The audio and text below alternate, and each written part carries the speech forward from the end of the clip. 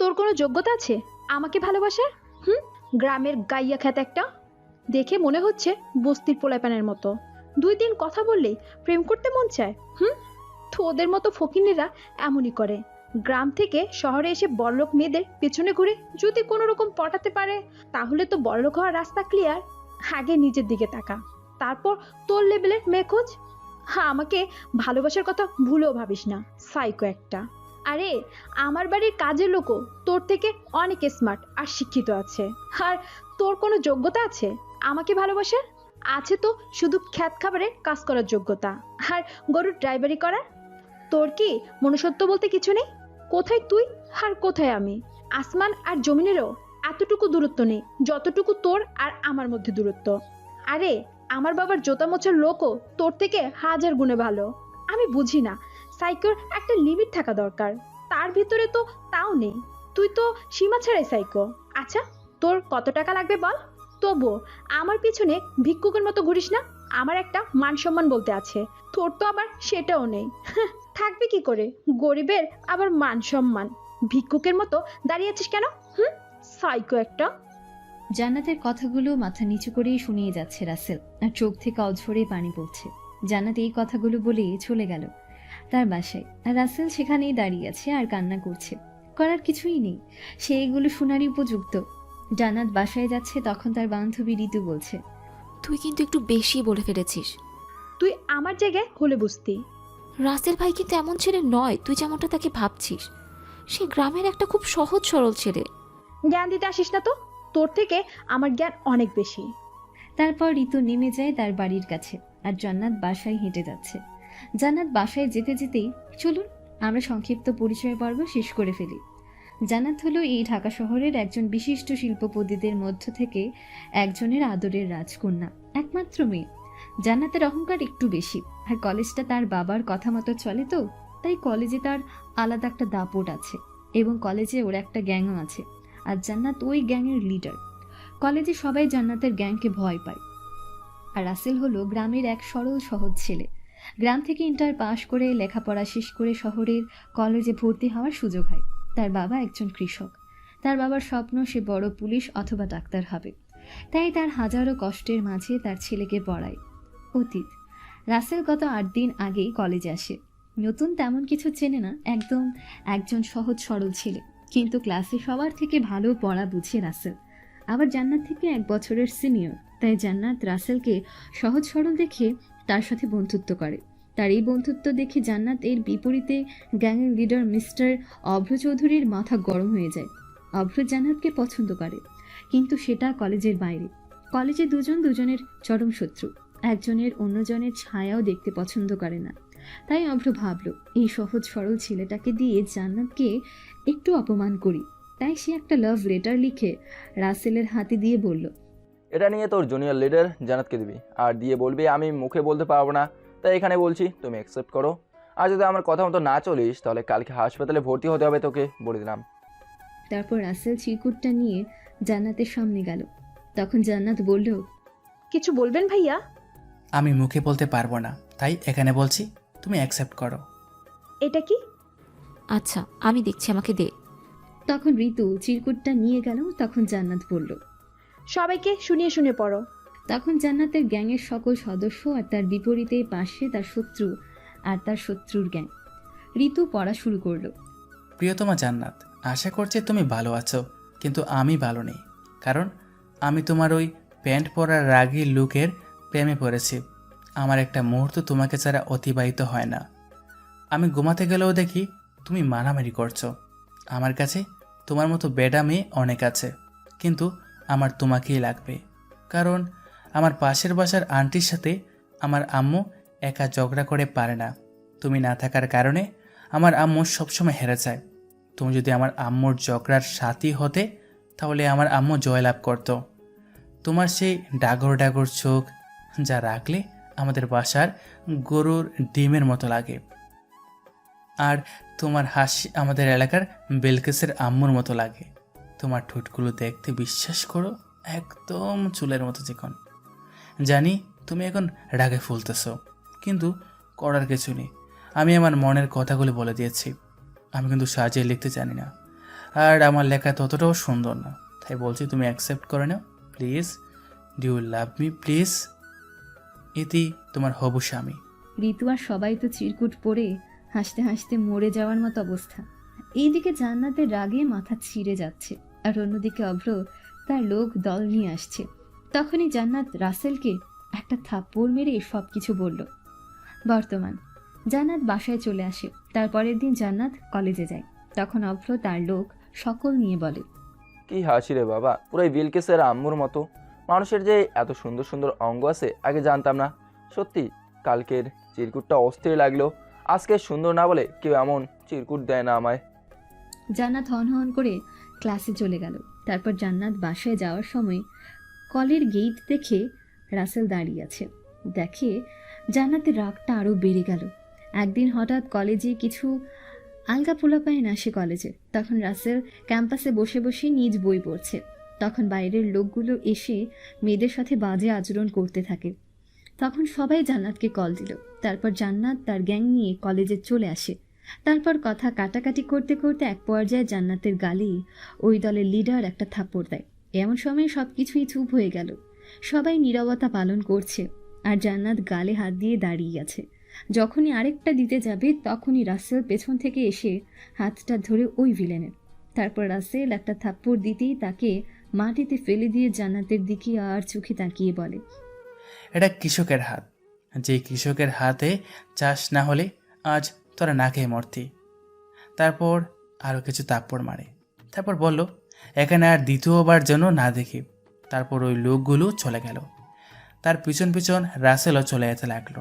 তখন জান্নাত বলে, থ্যাঙ্কস ভাইয়া।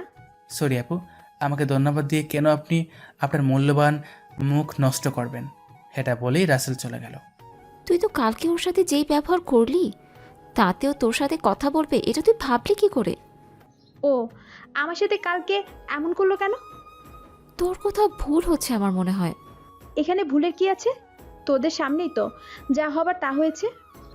হয়তো এখানে কোনো একটা ভুল হচ্ছে যে আমাদের অজানা। শোন, তুই তার পক্ষে বেশি বললি একটু।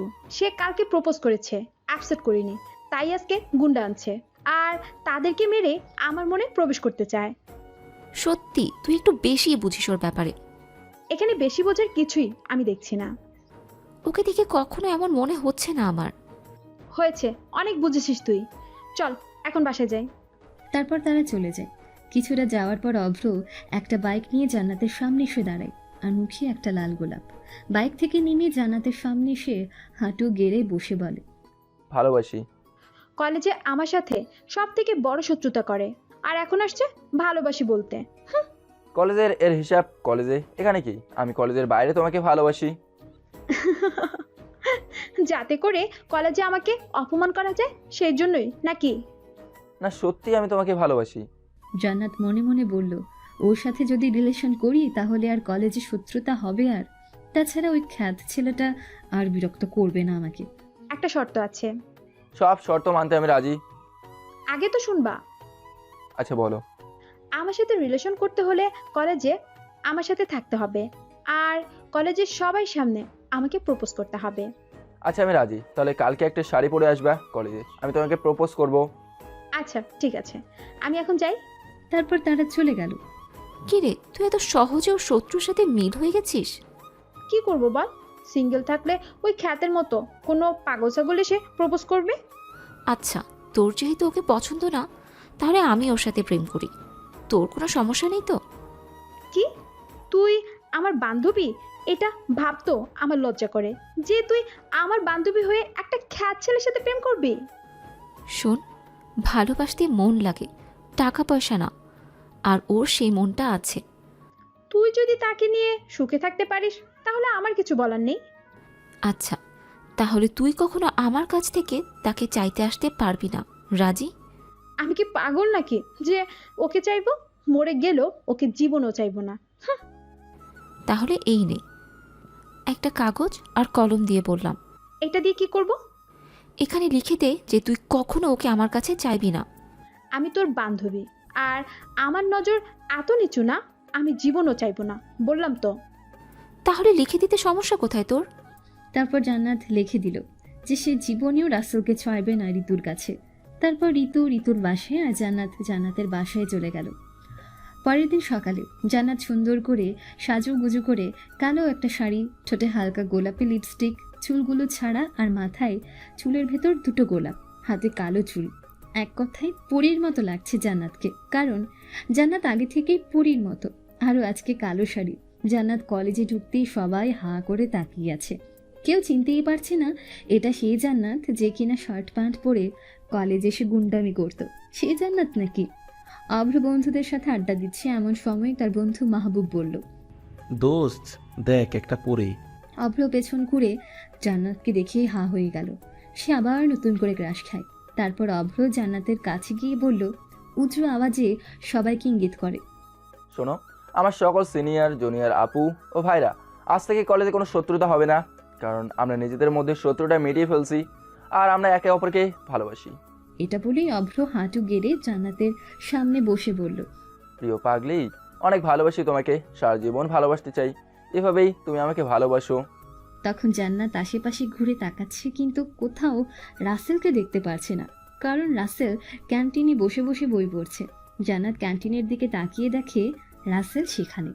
সবাই তো এখানে নেই অব্র, সবাই তো আছে এখানে। তাহলে ক্যান্টিনে কে বসা আছে? তারপর অভ্র ক্যান্টিনের দিকে তাকিয়ে দেখল যে রাসেল সেখানেই বসে আছে। তারপর তার বন্ধুরা গিয়ে রাসেলকে নিয়ে আসে। তারপর রাসেলের সামনে প্রপোজ করে অভ্র। জান্নাত মনে করেছে যে রাসেলের একটু খারাপ লাগবে, তাই তাকে আনছে। পরে দেখে রাসেলই সবার আগে হাত তালি দিচ্ছে খুশিতে। তারপর সবাই সবার মতো চলে গেল। রাসেল ক্যান্টিনে গিয়ে বসে বই পড়ছে এমন সময় ঋতু গিয়ে পাশে বসে বলল, কি করছো? আপনি এখানে কেন? আপনি দূরে গিয়ে বসুন। আমার গা থেকে কৃষকের গন্ধ হচ্ছে, আর আমার গা থেকে ময়লা লাগবে। এত অহংকার কেন? অহংকার তো আপনারা করেন আমাদের মতো গ্রামের ছেলেদের সাথে। আচ্ছা বাদ দাও, আমি তোমার বন্ধু হতে চাই। কিন্তু আমি তো ক্ষেত গ্রামের। আমার খ্যাতি রাখবে, আজ থেকে আমরা একে অপরের বন্ধু। জি ঠিক আছে। জি কি তুমি করে বলো, কারণ আমরা একে অপরের বন্ধু। আচ্ছা ঠিক আছে। তোমার কষ্ট হচ্ছে খুব? কেন? তুমি জান্নাতকে ভালোবাসো, কিন্তু জান্নাত অভ্রকে ভালোবাসে। আমি কেন তাকে ভালোবাসতে যাব? আমি গরিব হতে পারি, কিন্তু ও আমার যোগ্য নয়। আর যে আমার যোগ্য নয় তাকে কোন দুঃখে আমি ভালোবাসতে যাব শুনে? তাহলে সেই দিন যে তুমি তাকে প্রেমপত্র দিয়েছিলে? সেটা তো অব্র ভাই আমার মাধ্যমে তাকে দিয়েছে, আমি তো দিতে চাইনি। আমি না দিলে অব্র ভাই বলেছে আমাকে কলেজ থেকে তাড়িয়ে দেবে, আর যদি তখন জান্নাতকে বলি তাহলে তাড়িয়ে দেবে। তাই তো সেদিন এত অপমানিত হয়েও কিছু বলেনি, কারণ আমাদের মতো গরিব গড়ের ছেলেদের কপালে সবসময় এত বড় কলেজে ভর্তি হওয়ার সুযোগ হয় না। ও আচ্ছা, ভালো। এখন থেকে আমরা বন্ধু। তুমি তোমার নাম্বারটা আমাকে দাও। আমি তো ফোন চালাই না। তাহলে বাসায় কথা বলো কি করে? দোকান থেকে। ও আচ্ছা, তো তুমি থাকো কোথায়? গ্যারেজে থাকি। গ্যারেজ মানে? আমি রাতে রিক্সা চালাই, তাই সেই গ্যারেজে থাকি। তুমি রিক্সা চালাও কেন? কি করবো বলো, আমার আব্বু একা কাজ করে, তার টাকা দিয়ে সংসার চালাতে হয়। তারপর ছোটো একটা বোন গার্লস স্কুলে পড়ে, তাছাড়া ছোটো ভাইও একটা প্রাইমারিতে পড়ে। আর বাবা মায়ের তো ওষুধ আছেই, তাই নিজের টাকা দিয়ে নিজে চলতে হয়। ও, কিছু টিউশনি করাতে পারো না? আমি কাউকে চিনি না, আমাকে টিউশনি দিবে কে শুনি? আচ্ছা, কালকে থেকে তুমি হোস্টেলে উঠবা, আর টিউশনি আমি ঠিক করে দিব। আর রিক্সা চালাবে না, কেমন? আচ্ছা ঠিক আছে তাহলে। তাহলে আমি আসছি আজকে। আচ্ছা। তারপর ঋতু চলে যায়। ঋতু কিন্তু জান্নাতের মতো একজন মেয়ে। ঋতুর বাবারও কিন্তু অনেক টাকা পয়সা, তার বাবা বিদেশ থাকে। এইদিকে অভ্র আর জান্নাত একে অপরকে পেয়ে তো খুব খুশি। তাছাড়া এখন কলেজে সবাই হাসি খুশি, কারণ কলেজে এখন কোনো মারামারি হয় না, সবাই শান্তি চায়, আর তা এখন হচ্ছে। পরের দিন সকাল কলেজে। কি রে, তোকে সকালে কতগুলো কল দিয়েছি, ধরিসনি কেন? ওয়াশরুমে ছিলাম। তো পরে দেখিসনি? দেখেছি, কিন্তু মনে ছিল না দিতে। সরি রে। আচ্ছা আমি আসছি, তুই থাক। মানে কি, হঠাৎ এত পরিবর্তন কেন তোর? আর এত তাড়া কেন তোর? রাস্তায় অনেকক্ষণ যাবত আমার জন্য দাঁড়িয়ে আছে, তাই যাচ্ছি। ওই খ্যাত ছেলেটার জন্য তুই আমাকে এড়িয়ে চলছিস? শোন, আমার সাথে ফ্রেন্ডশিপ রাখতে চাইলে ওকে কখনো খ্যাত বলতে পারবি না। নেক্সট টাইম থেকে এটা মনে রাখিস। আর আমি বিয়ে করলেও ওকেই করব। আর অতি শীঘ্রই তুই তার কাছ থেকে ক্ষমা চাইবি, মনে রাখিস। মানে কি? তুই এমন করছিস কেন আমার সাথে? 10 বছরের ফ্রেন্ডশিপ মাত্র কয়েকদিনের একটা ছেলের জন্য ভেঙে দিবি? বাহ বাবা। তুই ভেঙে দেওয়ার মতো কাজ করলে আমি কি করব তুই বল। আমি কি করেছি? তুই কি করিসনি সেটা বল। কি করছিস? সেই দিন তোকে প্রেমপত্র যেটা রাসেল দিয়েছে সেটাও লেখেই দেয়নি, ওকে বাধ্য করা হয়েছে তোকে সেটা দেওয়ার জন্য। মানে কি? তোর কথার কিছুই তো বুঝতেছি না আমি। তাহলে শুন, সেই দিন রাসেল তোকে যে চিঠিটা দিয়েছে সেটা অভ্র, মানে তোর নয়া প্রেমিক, সেই দিয়েছে রাসেলের মাধ্যমে। এখন তুই বলবি যদি অভ্রই দিয়ে থাকতো তাহলে কেন এত অপমানিত হয়েও রাসেল কিছুই বলেনি? কারণ সেই দিন যদি অভ্রর নাম রাসেল তোকে বলতো তাহলে অভ্র রাসেলকে কলেজ থেকে তাড়িয়ে দেওয়ার হুমকি দিয়েছে। কি বলছিস এসব? বিশ্বাস না হলে তোর ওই নয়া আশিককে গিয়ে জিজ্ঞাসা কর। বাই। এটা বলে ঋতু রাসেলের কাছে চলে গেল। সরি, একটু লেট হয়ে গেছে। সমস্যা নেই। কী খবর তোমার? খবর ভালো, তোমার জন্য একটা বাসা ঠিক করেছি। আর সেই বাসার মালিকের 3টা বাচ্চা আছে, তোমারই তাদেরকে পড়াতে হবে। তাদেরকে পড়ালেই তোমার বাসা ভাড়া আর দেওয়া লাগবে না। তারা তোমাকে বরং আরও 5,000 টাকা দিবে হাত খরচ হিসেবে প্রতি মাসে। তোমার ঋণ কখনো আমি বলতে পারবো না। আরে কিসের ঋণ? তোমার জন্য এটা করা আমার কর্তব্য। তারপর ঋতু রাসেলকে নিয়ে চলে গেল তাদের নতুন বাসায়। এইদিকে জান্নাত অভ্রর কাছে গিয়ে জিজ্ঞেস করলো, ওই দিন তুমি কি রাসেলকে ওই চিরকুটটা দিয়েছো আমাকে দেওয়ার জন্য? কিন্তু কেন? এটা শোনার সাথে সাথেই জান্নাত এক দৌড়ে রাসেলের জায়গায় চলে যায়, কিন্তু রাসেলকে পেল না। পাগলের মতো সারা কলেজ রাসেলকে খুঁজতে থাকে। ঋতুকে কল দেয়। কিরে তোরা কই? রাসেলকে নিয়ে নতুন একটা বাসায় উঠেছি। বাসার ঠিকানা বল। কিন্তু কেন? দরকার আছে, বল না আগে। উত্তরা 7 নম্বর রোডে, এসে কল দে। তারপর জান্নাত একটা রিক্সা নিয়ে উত্তরা চলে গেল। এরই মধ্যে ঋতু রাসেলকে নিয়ে বাসা থেকে বের হয়ে মার্কেটে চলে গেল। মার্কেটের ঠিকানা জান্নাতকে SMS করে দিয়ে দেয়। এখানে কেন? তোমার জন্য একটা মোবাইল নিতে হবে। লাগবে না, পরে নিব আমি। বেশি বোঝো আমার থেকে, তাই না? আমি যা বলবো তাই করতে হবে। তারপর মিতু রাসেলকে একটা মোবাইল কিনে দেয়। এরই মধ্যে জান্নাত এসে উপস্থিত হয়ে গেল। জান্নাতের চোখে পানি টলমল করছে, মনে হচ্ছে এখনই কেঁদে ভাসিয়ে ফেলবে। ঋতু কখনো জান্নাতকে এই অবস্থায় দেখেনি। যে মেয়ে সবসময় হাসি খুশি থাকে সে মেয়েটা আজকে এতটা দুর্বল কেন? কি রে, তোর কি হয়েছে? এই অবস্থা কেন তোর? আমি আমার ভুল বুঝতে পেরেছি, আমাকে ক্ষমা করে দাও রাসেল, প্লিজ। এরই মধ্যে অভ্র তার লোক নিয়ে মার্কেটে চলে আসে। তুমি এখানে আসছো কেন আর কান্না করতেছো কেন? রাসেলের কাছে ক্ষমা চাইতে আসছি। এই খ্যাতের কাছে কিসের ক্ষমা? এটা বলার সাথে সাথে ঋতু অভ্রর গালে ঠাস করে একটা বসিয়ে দেয়। ওকে খ্যাত বলার সাহস কই পাস? তখন জান্নাত ঋতুর গালে একটা ঠাস করে বসিয়ে দেয়। তুই ওকে থাপ্পড় মারার শ্বাস কই পেলি ঋতু? তখনই রাসেল একটা বসিয়ে দেয় জান্নাতের গালে, ঠাস। ওর গালে তাপ্পড় মারার সাহস আপনাকে কে দিল? তখনই অভ্র বলল, এই তোরা দাঁড়িয়ে দাঁড়িয়ে কি দেখছিস? শালাকে মেরে ফেল, এখানেই পুঁতে দে। তখন সবাই রাসেলের উপর ঝাঁপিয়ে পড়ে। রাসেলও সবার সাথে মারপিট করে। মারামারি করতে করতে এক পর্যায়ে অভ্র রাসেলের পেটে ছুরি ঢুকিয়ে দিয়ে পালিয়ে যায়। রাসেল! রাসেল এসে ঋতুর কোলে পড়ে। জান্নাত অসহায়ের মতো দাঁড়িয়ে আছে। আজ থেকে তোর সাথে আমার আর কোনো সম্পর্ক নেই। তোকে যতটা ভালোবাসতাম আজ থেকে ঠিক ততটাই ঘৃণা করি। তুই তোর এই মুখ আমাকে আর জীবনেও দেখাবি না। তারপর মিতু রাসেলকে হাসপাতালে নিয়ে যায়।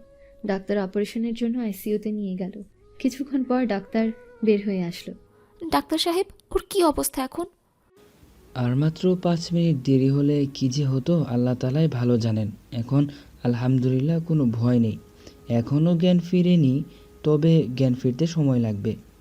তারপর ঋতু চলে গেল রুমের ভেতর। এরই মধ্যে জান্নাত আসলো। তুই এখানে কেন আসছিস? প্লিজ ঋতু, তুই আমাকে ভুল বুঝিস না। আমি তোর ভালোর জন্যই তোকে চটটা মারছি, না হলে অব্র তোর কোনো ক্ষতি করে ফেলতো। তাছাড়া এতটা কিছু হয়ে যাবে আমি কল্পনা করতে পারিনি, বিশ্বাস কর প্লিজ। আচ্ছা, বিশ্বাস করলাম, এখন তুই আসতে পারিস। আমি তো রাসেলকে ভালোবাসি। দেখ, তোর সাথে আগে আমার কথা হয়েছে, তুই এমনটা করবি না। এখন কিন্তু আমার থেকে খারাপ আর কেউ হবে না বলে দিলাম। তুই আর এই কথা ভুলেও আনবি না, কারণ ও শুধু আমার আর কারো না। প্রয়োজনে তোর মতো 100 জান্নাতের লাশ ফেলাবো, তবুও রাসেলকে কাউকে দিব না। আগামী 1 মাসের মধ্যে আমি রাসেলকে বিয়ে করব। তুই শুধু দেখবি আর জ্বলবি। ওকে ফাইন, আগামী 29 তারিখের মধ্যে আমি রাসেলকে বিয়ে করব। পারলে তুই এই বিয়ে বন্ধ করিস। আচ্ছা, তাহলে এখান থেকে সময় শুরু, তোর আর আমার মধ্যে। তারপর জান্নাত চলে গেল বাসায়। বাসায় গিয়ে বাসার সব কিছু ভেঙে ফেলছে। এমন সময় তার আম্মু আব্বু চলে আসে। কে রে আম্মু, তোর কি হলো? তুই কাঁদছিস কেন আর এমন করতেছিস কেন? আব্বু, আমি একটা ছেলেকে ভালোবাসি, ওকে ছাড়া বাঁচবো না। আরে এটার জন্য এমন করা লাগে? তুই বললেই তো হয়। ছেলের নাম বল আর বাসার ঠিকানা দে, আমি কালকেই ওর বাসায় প্রস্তাব পাঠাবো। সত্যি বাবা? সত্যি। তারপর জান্নাত নিজের রুমে চলে গেল। এইদিকে রাসেলের জ্ঞান ফিরতেই দেখে ঋতু তার পাশে বসে আছে। ঋতু সাথে সাথে ডাক্তারের কাছে চলে গেল। রাসেলের জ্ঞান ফিরতে দেখে ডাক্তার এসে বলে, চিন্তামুক্ত, এখন বাসায় নিয়ে যেতে পারেন আপনি। তারপর রাসেলের বাসায় নিয়ে গেল। সেখানে ঋতু রাসেলের অনেক সেবা যত্ন করে। এভাবে 3 দিন চলতে থাকে। এখন রাসেল কিছুটা সুস্থ। হঠাৎ রাসেল বলল, তোকে একটা কথা বলার ছিল স্পেশাল। বলো। না, কলেজে বলবো কালকে। আচ্ছা, আমারও একটা কথা বলার আছে তোমাকে। তাহলে কালকে তুমি তোমারটা বলবো আর আমি আমারটা বলবো, কেমন? তার আগে তোমাকে একটু পরিবর্তন করতে হবে। মানে? কিছু না, বের হও তুমি। তারপর রাসেলকে নিয়ে গেল। অতঃপর রাসেলকে সেলুনে নিয়ে সুন্দর করে চুল কাটিয়ে নিয়ে আসে। এরপর একটা মার্কেটে গিয়ে কিছু শার্ট প্যান্ট কিনে অতঃপর রাসেলকে একটা বাইক কিনে দেয় ঋতু। কালকে এই শার্ট প্যান্ট পরে কলেজে বাইক নিয়ে 10টার সময় চলে আসবে। এগুলো কেন? তোমাকে বলছি মানে শুনবা, ওকে? আচ্ছা। পরের দিন সকালে রাসেল একটা কালো টি শার্ট, তারপর কালো শু, কালো সানগ্লাস, কালো একটা ঘড়ি, কালো একটা বাইক আর চুলগুলো সামনে দিয়ে বড়। কলেজের গেটে ঢুকতে কলেজের সকল মেয়েরা হাঁ হয়ে তাকিয়ে রইল, আর মুখে একটা লাল গোলাপ। অতঃপর জান্নাত রাসেলকে দেখে ফিদা, কিন্তু রাসেল কোনো দিকে না তাকিয়ে সোজা ঋতুর কাছে চলে গেল। ঋতু কালো শাড়ি পরে এসেছে। ঋতু তো রাসেলকে দেখে হাঁ হয়ে গেল। এটা কি সত্যিই রাসেল, নাকি এক কথায় পুরো হিরোদের মতো লাগছে? বাইকটা দাঁড় করিয়ে ঋতুর সামনে গিয়ে দাঁড়ায়। ঋতু হাঁ হয়ে শুধু তাকিয়ে আছে। রাসেল হাতে তুড়ি মেরে ঋতুর সামনে হাঁটু গেড়ে বসেই বলল, আমি তোমাকে অনেক ভালোবাসি ঋতু। জানি আমি তোমার যোগ্য নই, তারপরও আমি তোমার মতো একজনকেই চাই। তুমি পাশে থাকলে সারা জীবন আমি সুখে থাকবো। তুমি কি আমাকে ভালোবাসবে বলো? আমিও তোমাকে অনেক ভালোবাসি। ফুলটা যখনই নেবে ঋতু, তখনই জান্নাত এসে ফুলটা নিয়ে গেল। তুমি শুধুই আমার, আর কারো না। আপনার সমস্যা কি? বিশ্বাস করো, আমি তোমাকে ভালোবাসি। তোমাকে ছাড়া আমি বাঁচবো না। আপনাদের জন্য অব্র ভাইয়ের মতো মানুষ আছে, আমাদের মতো গরিব মানুষকে কেন বিরক্ত করতেছেন? আর আমাদের সাথে টাইম পাস করার কি দরকার বলুন তো আপনি? টাইম পাস না, আমি তোমাকে ভালোবাসি সত্যি। কিন্তু আমি তো ঋতুকে ভালোবাসি। ভুলে যাও ঋতুকে। আপনি ভুলে যান আমাকে। সম্ভব না। তাহলে আমার পক্ষেও আপনাকে ভালোবাসা আর ঋতুকে ভুলে যাওয়া সম্ভব নয়। আপসে রাজি না হলে জোর করে রাজি করাবো। পারলে করাইও। আচ্ছা। তারপর ঋতুর কাছে রাসেল চলে যায়। ঋতুর কাছে গিয়ে ঋতুকে জড়িয়ে ধরে বলে, আমাকে কখনো ছেড়ে যাবে না তো? তোমাকে আমি ছাড়বো না, কিন্তু আমার ভয় হয়। কিসের ভয়? তোমাকে হারানোর ভয়। আমি কি বাচ্চা মানুষ যে নাকি হারিয়ে যাব? শুধু বাচ্চারাই হারায় না, ভালোবাসার মানুষও হারায়। কারণ জান্নাত হেরে যাওয়ার মেয়ে নয়, আর আমিও হেরে যাওয়ার মেয়ে নয়। এক হলে সে পাবে, আর না হলে আমি পাবো তোমাকে। আমি তোমাকেই পাবো, দেখিও। এটাই যেন হয়, কারণ তুমিহীন আমি শূন্য। তারপর ঋতুর বাসায় আর রাসেল রাসেলের বাসায় চলে যায়। এইদিকে জান্নাত বাসায় গিয়ে আগের মতো সব ভাঙচুর করছে। কে রে, তুই এমন করছিস কেন? বাবা, ও আজকে ঋতুকে প্রপোজ করেছে। তোর বান্ধবী ঋতু? আব্বু। তো কি হয়েছে? কি হয়েছে তুমি বোঝো না আব্বু? রাসেলকে ছাড়া আমি বাঁচবো না, সেটা তুমি ভালো করেই জানো। ঋতু তো সব তোর জন্যই করতেছে। মানে কি করতেছে ঋতু আমার জন্য? তাহলে শোন, রাসেল যেদিন কলেজে আসে। অতীত। রাসেলের সাথে তোর ঘটে যাওয়া প্রথম সেই ঘটনা ঋতু এসে আমাকে জানালো। তারপর ঋতুর সাথে আলাপ করে বুঝতে পারলাম ছেলেটার কোনো দোষ নেই। তারপরও তুই ছেলেটাকে একের পর এক অপমান করে যাচ্ছিস। কিন্তু আমি কি করব বল? তোর মা মারা যাওয়ার পর আমি তোর হাসি খুশির জন্য আবার বিয়ে করি, কিন্তু সে তোকে দেখতেই পারে না। আর আমিও নিজের কাজের জন্য বেশিরভাগ বাইরে থাকতে হয়। এইদিকে তুই অনেকটা চেঞ্জ হয়ে গেছিস। তোকে নিয়ে কি করব আমি বুঝতে পারছি না। এমন সময় ঋতু রাসেলের কথা বলে তখনই আমি ঋতুকে বলি রাসেল এমনভাবে তৈরি করতে যেন তুই রাসেলের জন্য পাগল হয়ে যাস। এইদিকে সেই দিন অভ্র যেই কাজ করেছে, এটার জন্য আমরা তোকে রাসেলের প্রতি দুর্বল করতে আমাদের জন্য আরও সহজ হয়ে গেল। বর্তমান। তুমি আমাকে আগে বলনি কেন বাবা? তোকে ভাবছি সারপ্রাইজ দেব, কিন্তু দেখি না তোকে সারপ্রাইজ দিতে দিতে তুই নিজেকে শেষ করে দিবি।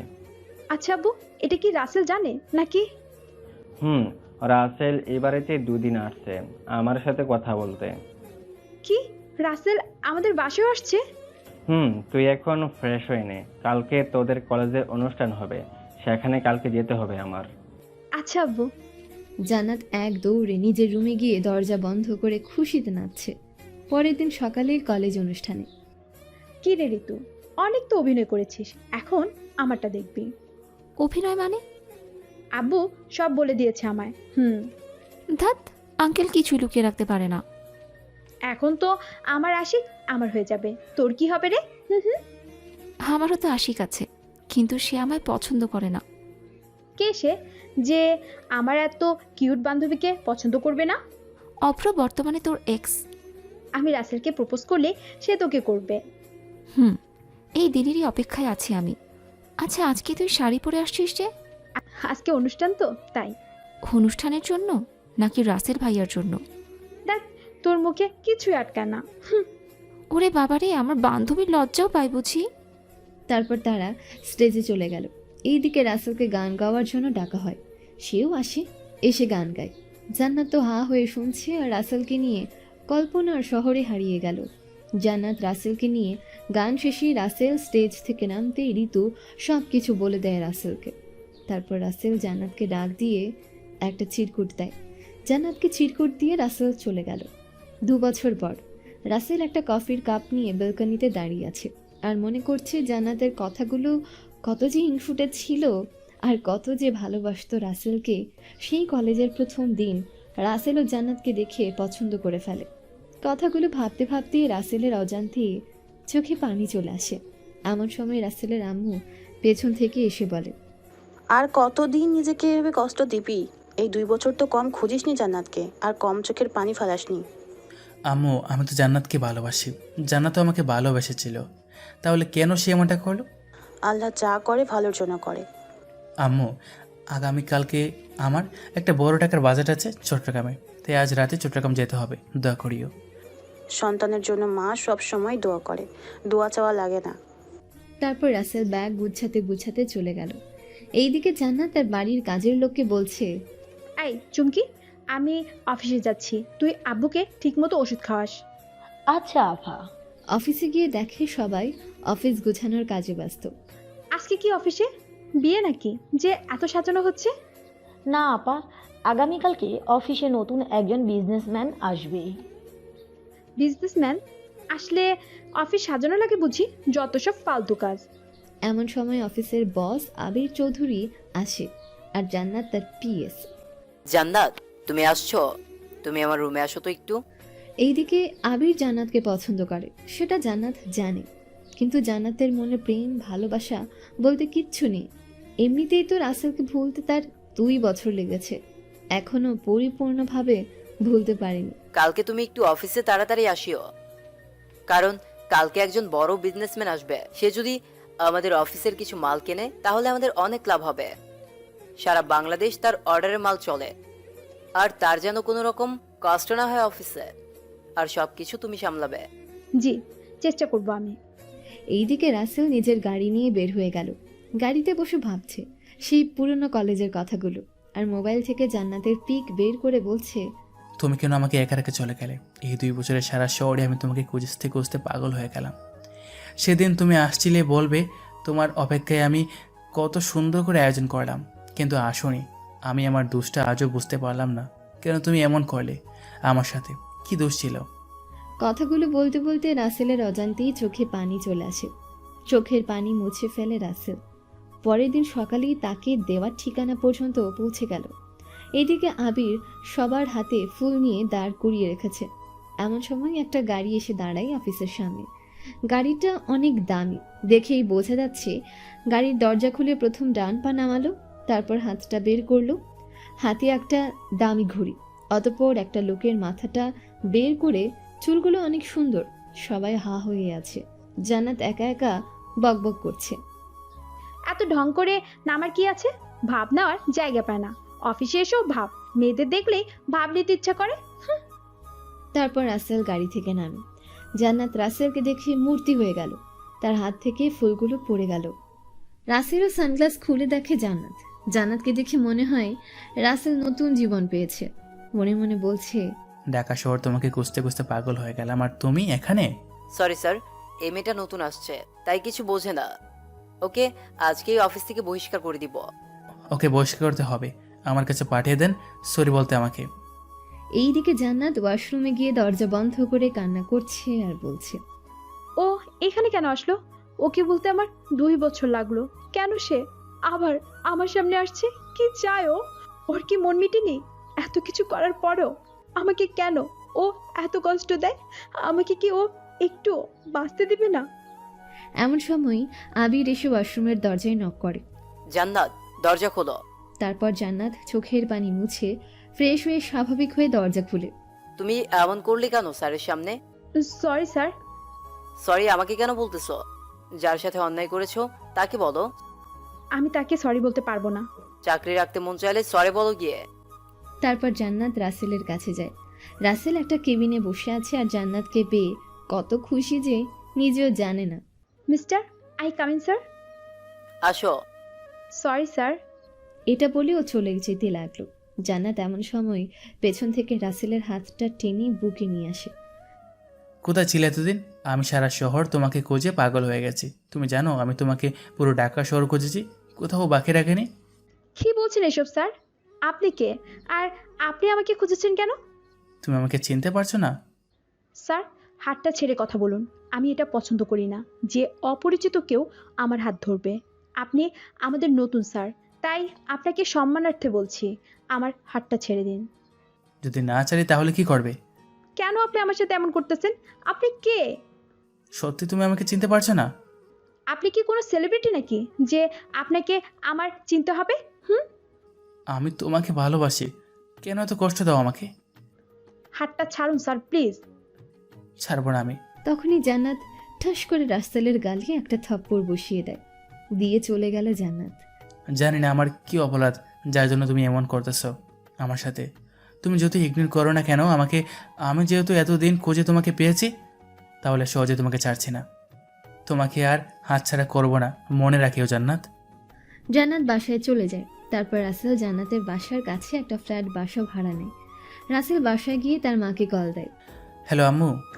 বল, কি খবর? কখন গিয়ে উঠলি আর এখন কোথায়? সকালে এসে উঠেছি, আর এখানে একটা প্লেটে বাসা ভাড়া নিয়েছি, সেটাতে উঠেছি। আম্মু একটা সুখবর আছে। কি সেটা? জান্নাতকে পেয়েছি আম্মু। কোথায় পেয়েছিস? আমি যে অফিসে আসছি জান্নাত সেই অফিসে জব করে। এবার আর হাতছাড়া করিস না, আমার বউ হিসেবে আমি ওকে চাই। আম্মু দোয়া করিও। তারপর রাসেল কল কেটে দিল। বাসাটা একটু ঠিক করে শুয়ে পড়ে। পরের দিন সকালে রাসেল অফিসে গিয়ে জান্নাতের কেবিনে গিয়ে বলে, আমার রুমে একটা কফি নিয়ে আসো তো। সরি স্যার, আমি আবির স্যারের পিএস, আপনার না। আচ্ছা। তারপর রাসেল তার রুমে চলে যায়। এইদিকে কিছুক্ষণ পর একটা মিটিং হয়। সেখানে অফিসের সবাই আসে, সাথে রাসেলও আছে। আবির জান্নাতের পাশে গিয়ে বসে, যেটা দেখে রাসেলের পুরো মাথা গরম হয়ে যায়। আর আবির জান্নাতের হাত ধরার চেষ্টা করে বারবার, আর জান্নাত রাসেলের দিকে তাকায় আর হাত সরিয়ে নেয়। কারণ জান্নাত আবিরের পাশে বসায় রাসেলের চোখ লাল হয়ে গেছে, যেটা জান্নাত স্পষ্ট বুঝতে পেরেছে। কিন্তু আবির বারবার ইচ্ছে করে জান্নাতের গায়ে হাত দেয়। রাসেল জান্নাতকে ইশারা করে বলে সরে যেতে, কিন্তু জান্নাত সরছে না। এমন সময় রাসেল তার টেবিলে থাকা গ্লাসটা হাতে নিয়ে জোরে একটা চাপ দেয়, যার ফলে গ্লাস ভেঙে যায় আর গ্লাসের কয়েক টুকরো রাসেলের হাতে গেঁথে যায়, যার কারণে রাসেলের হাত থেকে রক্ত পড়ছে। আর গ্লাস ভাঙার পর মিটিংয়ের সবাই চুপ হয়ে যায়, সবাই দাঁড়িয়ে যায়। আর রাসেল তার কাটা হাত নিয়ে রুমে চলে গেল। পেছন পেছন জান্নাতও স্যাভলন আর তুলা নিয়ে রাসেলের কেবিনে যায়, গিয়ে বলে, কি সমস্যা আপনার? সমস্যা আমার না, সমস্যা তোমার। আমি কি করেছি যে সমস্যা আমার বলতেছেন? তোমাকে উঠে যেতে বলেছি, তুমি উঠে যাওনি কেন? আমি উঠে কোথায় গিয়ে বসতাম? আর সিট খালি ছিল না। তাছাড়া আপনি বললেই কি আমি উঠে যেতাম নাকি? তাহলে এখানে আসছো কেন? আপনি আমাদের মেহমান, তাই আপনার সেবা করা আমাদের কর্তব্য। হাতটা এই দিকে দেন। অফিসে তো অনেক মানুষ আছে, আপনি আসছেন কেন? এত কথা বলেন কেন? হাত দেন এই দিকে। তারপর জান্নাত রাসেলের হাত নিয়ে সেভলন দিয়ে পরিষ্কার করে হাত বেঁধে দেয়। তারপর বলে, সামনে থেকে যেন এরকম ভুল আর না দেখি। তুমি আমায় বিয়ে করে নাও, তাহলে জীবনে এমন করবো না প্লিজ। আমি আপনাকে চিনি না, জানি না, কেন আপনাকে বিয়ে করব? এটা বলেই জান্নাত চলে গেল। তার অফিস শেষ হওয়ার কিছুক্ষণ আগে আবির জান্নাতের রুমে যায়, গিয়ে বলে, কি করো জান্নাত? কিছু না স্যার। জান্নাত, একটু আমার রুমে আসো তো। জি স্যার, আসতেছি। তারপর আবির তার রুমে চলে যায়। রাসেলের রুমের সামনে আবিরের রুম আর রাসেলের রুম, গ্লাস সিস্টেম, বাইরের সব কিছু স্পষ্ট দেখা যায়। রাসেল বসে আছে, দেখছে জান্নাত আবিরের রুমে গেছে। যাওয়ার পর রাসেলে উঠে বাইরে গেল। এদিকে জান্নাত রুমে ঢোকার পর আবির দরজা বন্ধ করে গেল। স্যার, দরজা বন্ধ করলেন কেন? অনেকদিন হলো একা তোমার সাথে কোনো কথা বলতে পারি না, বসো, কথা আছে। স্যার, অফিসের কাজ ব্যতীত আমি আপনার কোনো কথা শুনতে বাধ্য নই। এমন সময় রাসেল দরজা ধাক্কা দেয়, কিন্তু দরজা বন্ধ থাকায় খুলতে পারেনি। তারপর জান্নাত এসে দরজা খুলে দেখে রাসেল। জান্নাত ভয়ে তার দিকে তাকিয়ে দেখে রাসেল রেগে ফুলে আছে। জান্নাতকে ধাক্কা দিয়ে ভেতরে ঢুকে আবিরকে বলে, আবির সাহেব, আমার রুমে আসুন তো একটু। এটা বলে রাসেল হন করে তার রুমে চলে গেল। এইদিকে জান্নাত ভয়ে কাঁপছে, কি না কি করে ফেলে, যে রাগী মানুষ রাসেল। তারপর আবির রুমে ঢুকার পর রাসেল বলে, আপনার অফিস এটা কত টাকা বিক্রি করবেন বলুন, আমি এটা কিনবো। স্যার, আমি তো এটা বিক্রি করব না। আপনার বিক্রি করতেই হবে। যদি আমি বিক্রি না করি? আপনি ভালো করে জানেন আমি চাইলে আপনাকে 1 মিনিটে রাস্তায় নামাতে পারি, তাই রাস্তায় নামার আগেই এই কাগজে সাইন করে টাকা বুঝে নিন। এইদিকে আবিরের রুম গ্লাস সিস্টেম হওয়ার কারণে অফিসের সবাই দেখছে রাসেল আর আবির ঝগড়া করছে কিছু একটা নিয়ে, কিন্তু গ্লাস হওয়ার কারণে কথা শোনা যাচ্ছে না। জান্নাত ভয়ে হয়ে দাঁড়িয়ে আছে। কিছুক্ষণ পর আবির রাসেলের দেওয়া কাগজে সাইন করে বের হয়ে চলে যায়। কিছুক্ষণ পর রাসেল সবার সামনে আসে, এসে বলে, আজ থেকে আপনার নতুন বস আমি অফিসে কিনে নিয়েছি আবির সাহেবের কাছ থেকে। তখন জান্নাত আস্তে আস্তে বলে, এখন আমার 12টা বাজবে। মিস জান্নাত, আপনি একটু আমার কেবিনে আসুন। জি স্যার, আসছি। তারপর জান্নাত আবিরের রুমে যায়। আপনি আবির স্যারের সাথে কি নিয়ে রাগারাগি করছেন? কারণ আমি চাইনি কেউ তোমাকে স্পর্শ করুক। কিন্তু আমাকে স্পর্শ করলে আপনার কি? যদি আমার কোনো সমস্যা না হয়? সেটা তুমি বুঝবে না। এখন যাও কফি নিয়ে আসো একটা। আমি কেন আনবো? তুমি তো আবির স্যারের বিয়ে ছেলে, এখন আমি আবির স্যারের স্থানে, তাই তুমি আমার পিএস। সো কথা না বাড়িয়ে কফি নিয়ে আসো। এখন আমার উপরেই সব চাপিয়ে দিবে? কিছুক্ষণ পর জান্নাত কফি নিয়ে আসে আর রাসেল একটা ফাইল দেখছে। নিন স্যার, আপনার কফি। এক চুমুক খেয়ে টেস্ট করে দাও। কি? ষাঁড়ের মতো চিল্লাও কেন? টেস্ট করতে বলেছি, খেতে বলিনি। কারণ তুমি যদি বিষ মিশিয়ে দাও, তাই এক চুমুকের বেশি খেলে বেতন কাটা যাবে। যত সব ঢং। তারপর জান্নাত এক চুমুক খেয়ে রাসেলকে দিল কফিটা। রাসেল কফি খাওয়া শেষ করে বলে, আচ্ছা, তুমি আমার সাথে এমন করলে কেন? স্যার, আমি আপনার কাজ করি, আমাকে দয়া করে অফিসের কাজের বাইরে কিছু প্রশ্ন করবেন না, বিশেষ করে আমার অতীত এবং পার্সোনাল বিষয় নিয়ে। প্লিজ জান্নাত, পিছনে কী হয়েছে তা আমি জানি না আর জানতেও চাই না। প্লিজ ফিরে আসো আমার কাছে। আমি কোনো খেলনা না যে খেলতে ইচ্ছে করেছে খেলেছেন আর খেলা শেষ হলে ফেলে দিলেন। রাসেল জান্নাতের হাত ধরে বলল, আমি বাসবো না তোমাকে ছাড়া, প্লিজ ফিরে আসো। তখন জান্নাত হাতটা ঝটকা মেরে ছাড়িয়ে বাসায় চলে গেল। বাসায় গিয়ে বেলকনিতে দাঁড়িয়ে চোখের পানি ফেলেই ভাবছে আর নিজেই নিজেকেই বলছে, কেন আমার সাথে এমন হয় বারবার? আমি কি এমন অন্যায় করেছি যে আল্লাহ আমাকে এত কষ্ট দিচ্ছে? আমি যখন ওকে অপমান করলাম তখন সে আমাকে ভালোবাসতো, আর যখন আমি তাকে ভালোবাসা শুরু করলাম তখন সে আমাকে ইগনোর করা শুরু করেছে। তারপর যখন দুজন দুজনকে ভালোবাসতে গিয়েছিলাম তখন তৃতীয় ব্যক্তির আগমন শুরু হয়েছে, যার কারণে আমার জীবনটা উল্টাপাল্টা হয়ে গেল।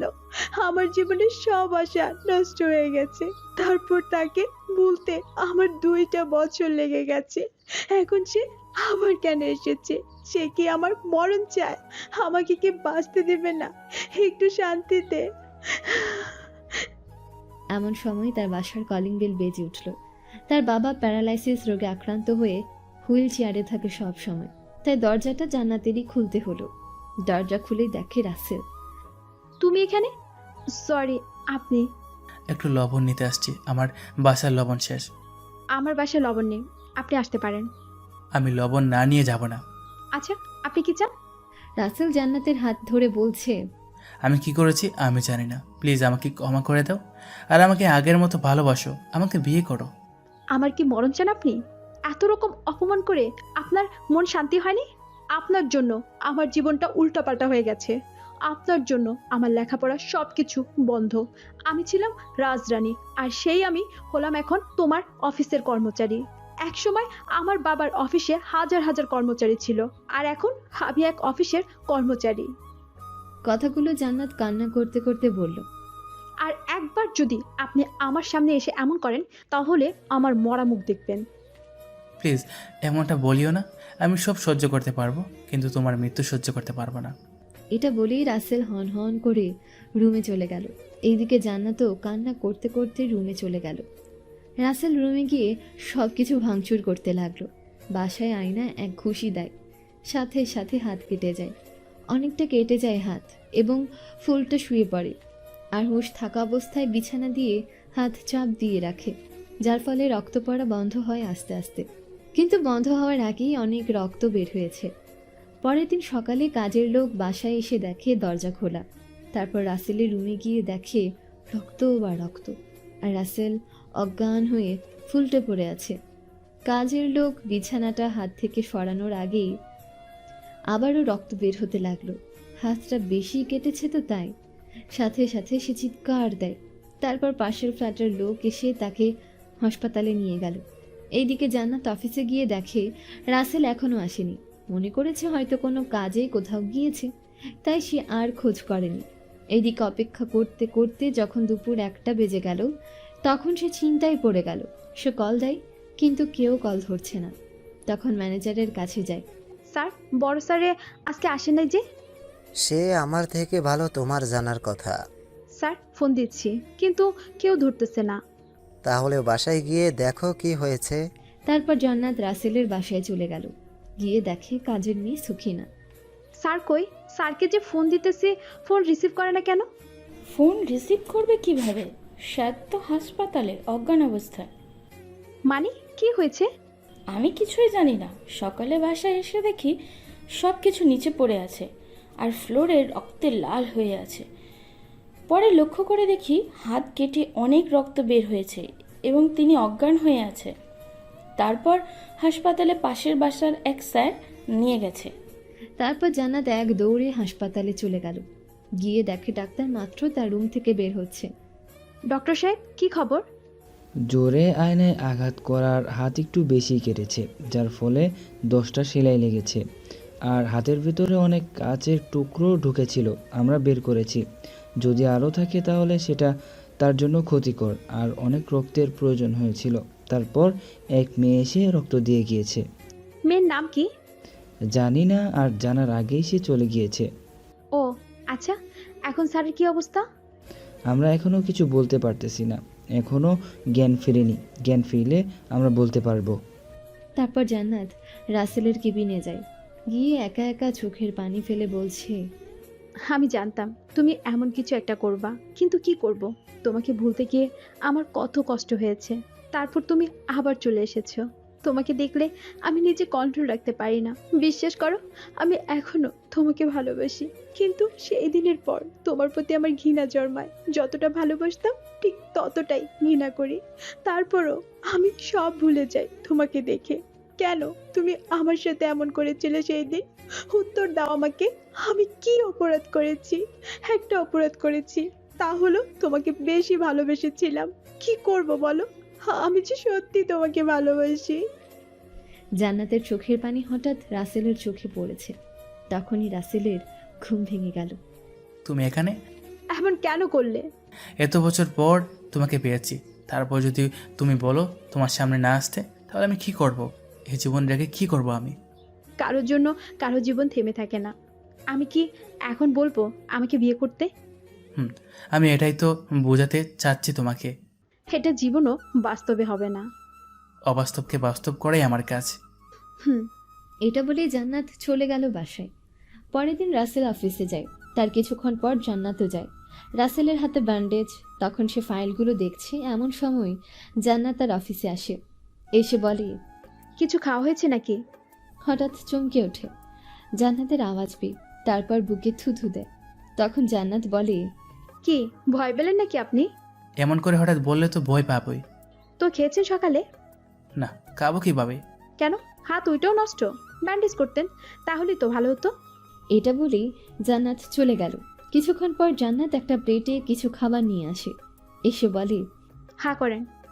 ইচ্ছে নেই খাওয়ার। ইচ্ছে না থাকলেও খেতে হবে। ইচ্ছে না থাকলে কিভাবে খাবো? জোর করে খাবে তাহলে। খাওয়াতে পারলে খাওয়াও। তারপর জান্নাত এক হাতে রাসেলের মুখ চেপে ধরে, অন্য হাতে খাওয়াতে লাগলো। এমন সময় রাসেল জান্নাতের গালে একটা কিস করে দেয়। জান্নাত চোখ বড় বড় করে ফেলে। এটা কি হলো? সে কল্পনাও করতে পারেনি যে এমন কিছু হবে। রাসেল কিস দিয়ে বলে, কেমন হলো গো? লুচ্চা বেটা একটা, আর চাকরি করি তাই খাবার খাওয়াতে আসছি। এখন আমার দুর্বলতার সুযোগ নিতেছেন আপনি। আচ্ছা, তুমি সেদিন আসোনি কেন? কোন দিন? 2 বছর আগে তোমাকে যখন আসতে বলেছিলাম তখন। এমন সময় জান্নাত উঠে যেতে লাগলো। তখন রাসেল পেছন থেকে হাত টেনে ধরে বলে, কি হলো, উত্তর দাও। সেদিন আমি 2 বছর আগে যখন আমি তোমাকে কলেজে বলেছিলাম ভালোবাসি, তখন তুমি বলেছিলে ভালোবাসি। তারপর তোমাকে বলেছিলাম আমি আগামীকালকে সকালে আমার সাথে দেখা করতে। তারপর পরদিন সকালে 10টায় আমি তোমার জন্য পার্কে ফুল, তারপর পুরো পার্কটা সাজিয়েছি, কারণ আমি তোমাকে সারা জীবনের জন্য চেয়েছি। কিন্তু যখন দেখলাম 10টা বাজে তুমি এখনও আসোনি, তারপর মনে করেছিলাম তুমি হয়তো জিমে পড়ে গেছো, তাই আসতে পারছো না। তাই আমি অপেক্ষা করেছি। আমি রাত 10টা পর্যন্ত তোমার জন্য অপেক্ষা করেছি। তারপর মনে করেছিলাম তোমার কোনো বিপদ হয়েছে। তারপর তোমার বাসায় গিয়ে দেখি তোমার বাসায় তালা লাগানো। তারপর দিন থেকে আমি পুরো শহরে তোমাকে খুঁজতেছিলাম, পাইনি। তারপর একদিন আমাকে মিথ্যে একটা খুনের দাবিতে 2 মাস জেলে যেতে হয়। 2 মাস পর আমাকে জেল থেকে ছাড়ার পর এক লোক তার অফিসে অর্ধেক আমাকে লিখে দেয়, কারণ আমি নাকি তার পরবর্তীতে জেল কেটেছি। তারপর আমার ভাগ্য খুলে যায়। তারপর থেকে আমি আস্তে আস্তে শহরের মধ্যে নাম করে একজন বিজনেসম্যান হই। তখন আমি আমার বাবার সব স্বপ্ন পূরণ করেছি। শুধু আমার স্বপ্ন তুমি তা পাইনি। আমার বাড়ি গাড়ি সবই হয়েছে, শুধু তোমার প্রয়োজন ছিল। আমি তোমাকে সব জায়গায় খুঁজেছি। তারপর তোমার সব সিম বন্ধ করে রেখেছো তুমি, যার কারণে আমি তোমাকে খুঁজে পাইনি। বিশ্বাস করো, আমি তোমাকে এখনও আগের মতো ভালোবাসি। তোমাকে না পেয়ে এতদিন আমার টাকা পয়সা সব হয়েছে, শুধু আমি মানসিকভাবে সুস্থ ছিলাম না। প্লিজ তুমি এসব ভুলে গিয়ে ফিরে আসো আমার কাছে। বর্তমান। তখন জান্নাত মনে মনে বলে, ক্যারেক্টারলেস, তোর চরিত্রে সমস্যা আছে। তুই আমার বান্ধবী ঋতুর সাথে কি করেছিলি মনে নেই আমার? তোর জন্য আমার বান্ধবী আমাকে ছেড়ে দেশ ছেড়ে দূরে চলে গেছে। বলো, আমাকে তুমি বিয়ে করবে? আমার পক্ষে সম্ভব না। এটা বলেই জান্নাত চলে গেল। তখন রাসেল বাসায় চলে গেল। গিয়ে তার আম্মুকে কাল দিয়ে বলে, আম্মু, জান্নাত আমাকে দেখতে পারে না। সে তোর সাথে এমন করেছে কেন? সে আমাকে বলে না কেন এমন করেছে। আচ্ছা, চিন্তা করিস না, একদিন সে তার ভুল বুঝতে পারবে, তখন দেখবি সে ফিরে আসবে। তারপর রাসেল কল কেটে দিয়ে ঘুমিয়ে পড়ে। পরের দিন সকালে রাসেল তার অফিসে গিয়ে বসে। কিছুক্ষণ পর জান্নাত আসে, তাও অনেক লেট করে আসে। তখন রাসেল বলে, এত লেট কেন আজকে?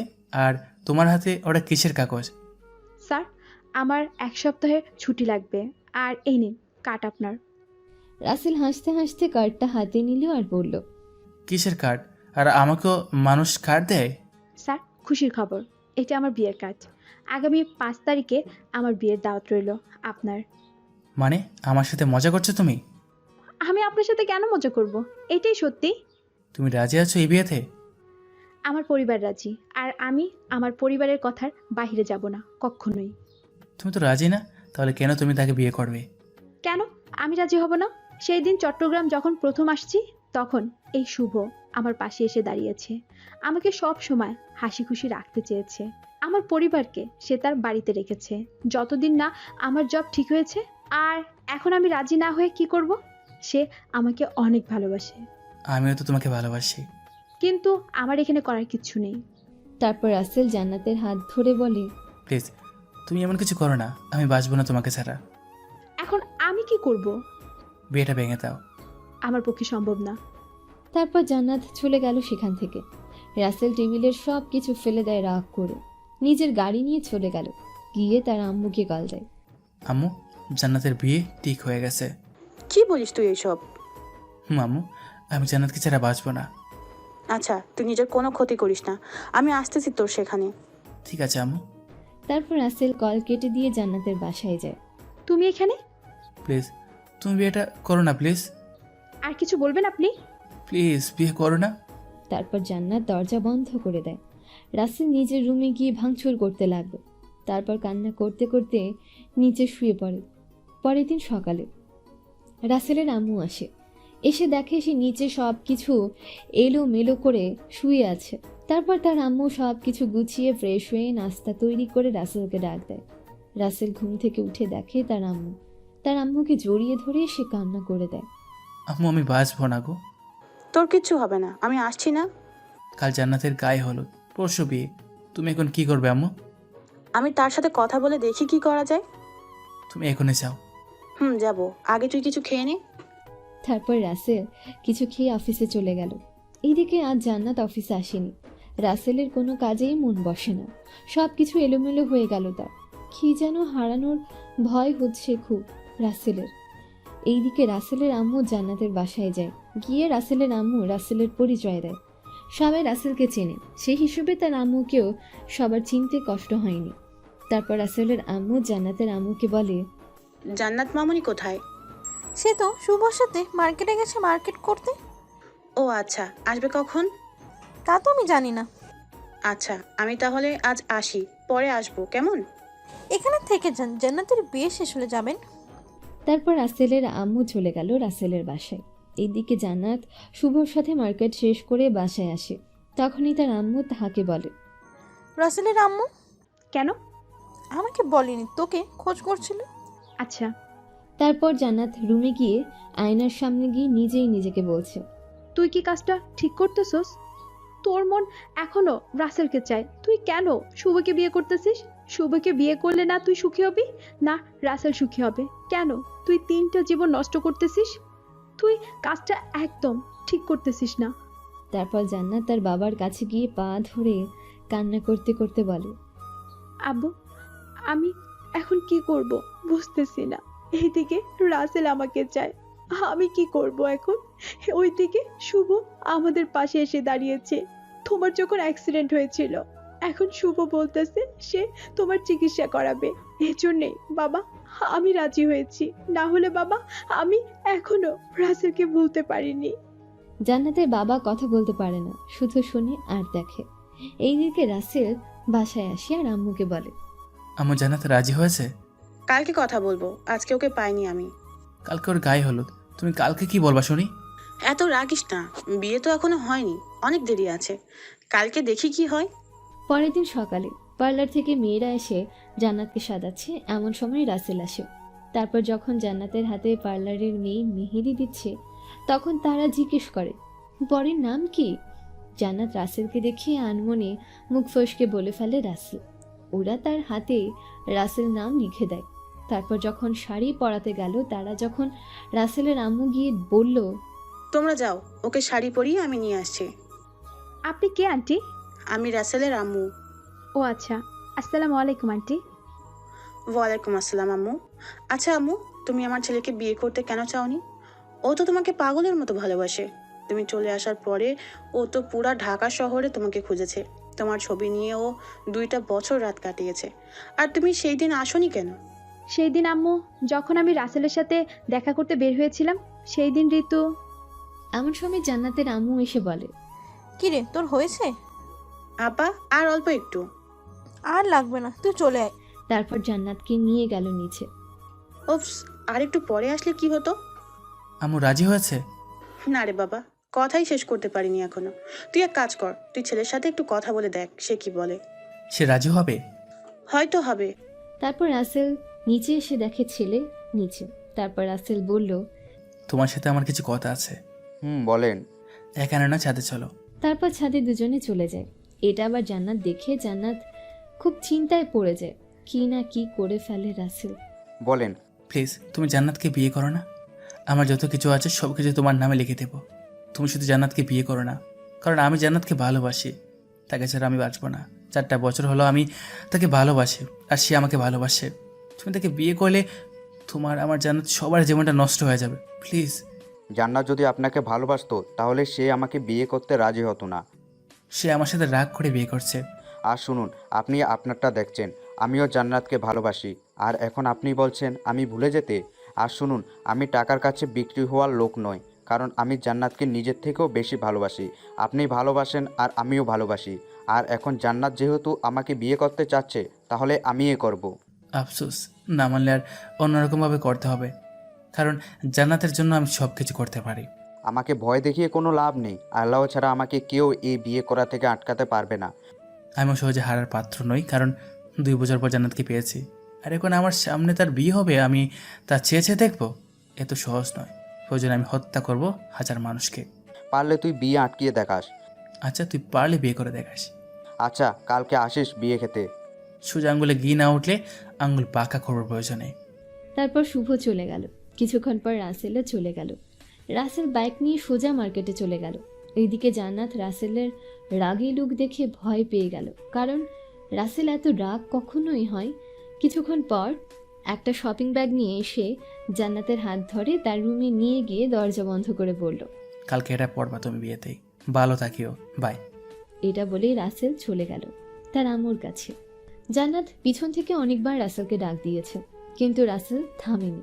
জান্নাত কান্না করে দেয়। রাসেল তার আম্মুর কাছে গিয়ে বলল, চলো আম্মু এখান থেকে। কেন, কি হয়েছে? বলছি না তোমাকে আমার সাথে আসতে? চিৎকার করে বললাম। আওয়াজ শুনে সবাই চুপ হয়ে গেল। জান্নাত রুম থেকে বের হয়ে আসে। এসে থেকে রাসেল চলে যেতে লাগলো, সব কিছু ভাঙচুর করে। এইদিকে শুভ তার বন্ধুদের সাথে গিয়ে বলে, কালকে একটা ছেলেকে খুন করতে হবে। কাকে? জান্নাতের এক্স বয়ফ্রেন্ড। ছবি দিয়ে দিস, আজ যদি ভিডিও লাশটা পাঠিয়ে দিব। এইদিকে রাসেল তার আম্মুকে ডেকে বাসায় নিয়ে আসে। এমন করছিস কেন? আমি শুভকে সহজে বুঝিয়েছি, সে রাজি হয়নি। রাজি না হলে কি করবি? যেভাবে করলে সে বিয়ে ভাঙবে সেভাবে কাজ করতে হবে। মানে? সোজা আঙুলে ঘি না উঠলে একটু বাঁকা করবি। আর যেভাবেই হোক না কেন, আমি জান্নাতকে তোর বউ হিসেবে চাই। আচ্ছা আম্মু, আমি আসছি। কোথায় যাচ্ছিস? একটু কাজ আছে। তারপর রাসেল শুভর বাসায় গিয়ে শুভর আম্মুকে বলল, আন্টি, আপনার ছেলেকে আমি অবশ্যই বলেছি জান্নাতকে বিয়ে না করতে, কারণ আমি জান্নাতকে ভালোবাসি। কিন্তু আমিও তো জান্নাতকে বউ হিসাবে চাই, তুমি ভুলে যাও বাবা। আচ্ছা, আমি সহজে বলছি, না শুনলে করার কিছু নেই আমার। তারপর রাসেল চলে গেল।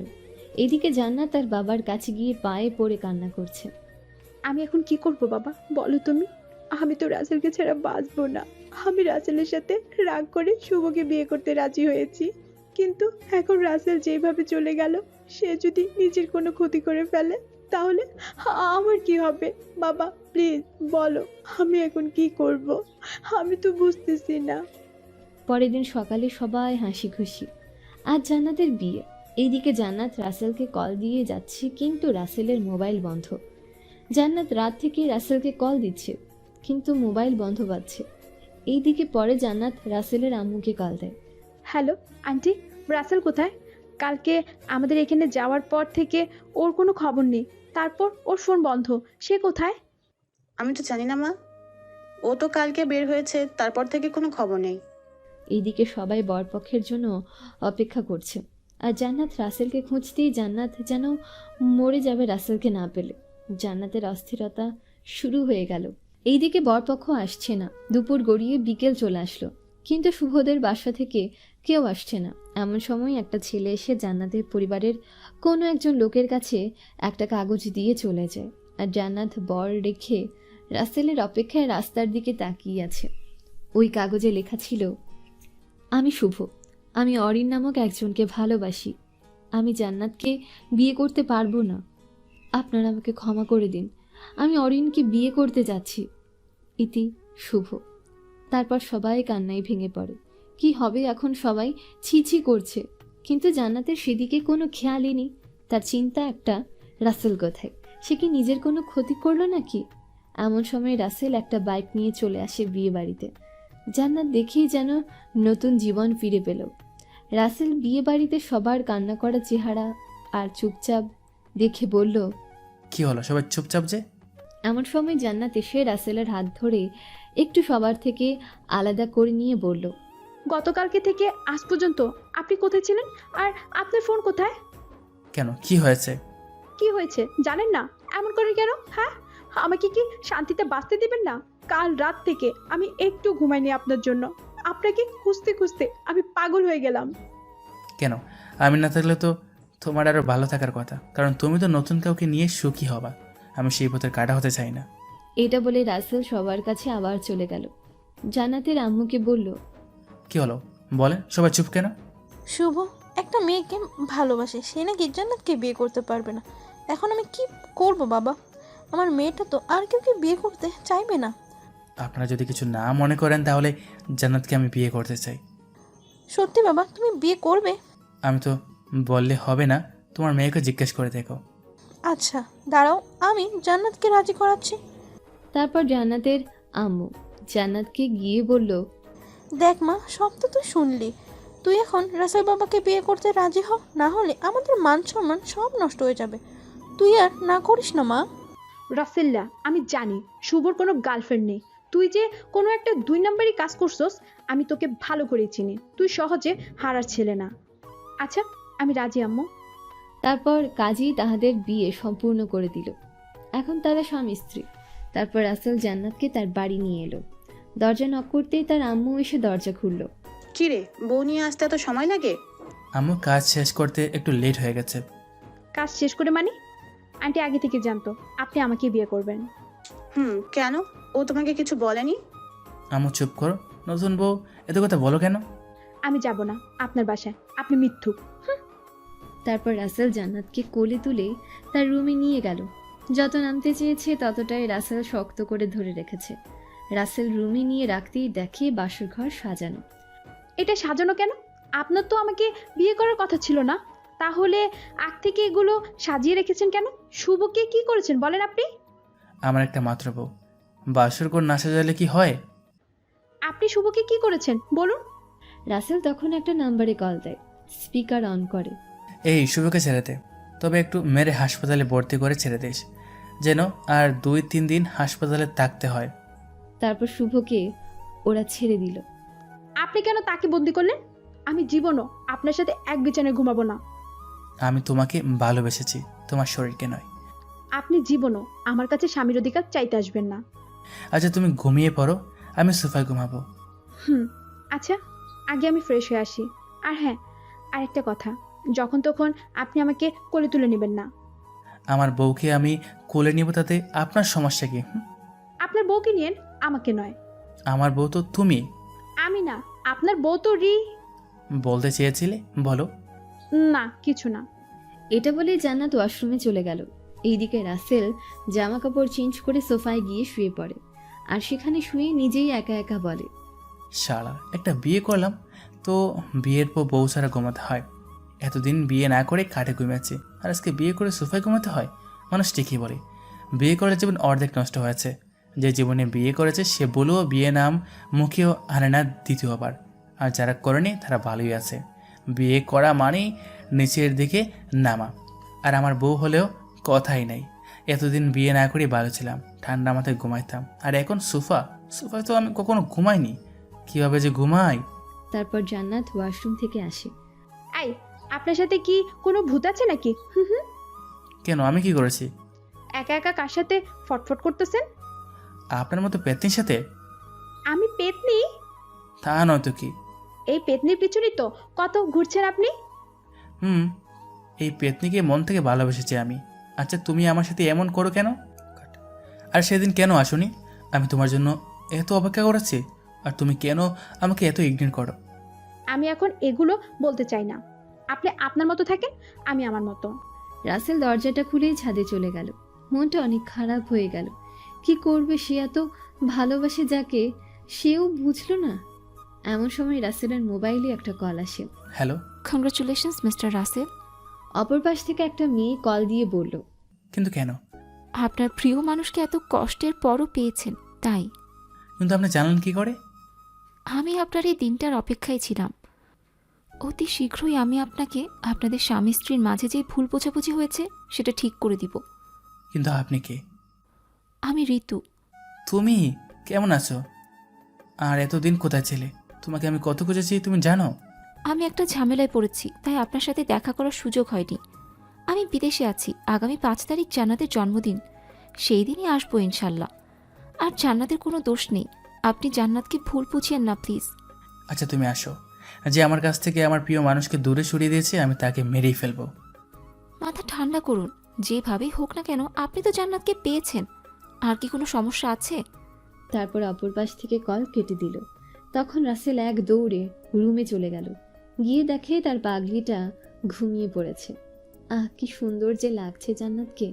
কালো রঙের একটা শাড়ি পরেছে, আর ঠোঁটে হালকা লিপস্টিক, আর ঘুমন্ত চেহারা। ফ্যানের বাতাস চুলগুলো একবারে মুখে পড়ে আবার সরে যায়। একদম একটা পরীর মতো লাগছে জান্নাতকে। রাসেল জান্নাতের কাছে যায়, গিয়ে হাত দিয়ে কপাল থেকে চুলগুলো সরিয়ে আলতো করে কপালে একটা চুমু দেয়। তারপর জান্নাতের হাতটা ধরে বসে বসে আদর করছে, আর হাতে আদর করতে করতে ঘুমিয়ে পড়ে। এইদিকে সকাল হয়ে পড়ে। সকালে আম্মুনটাকে জান্নাতের ঘুম ভাঙে।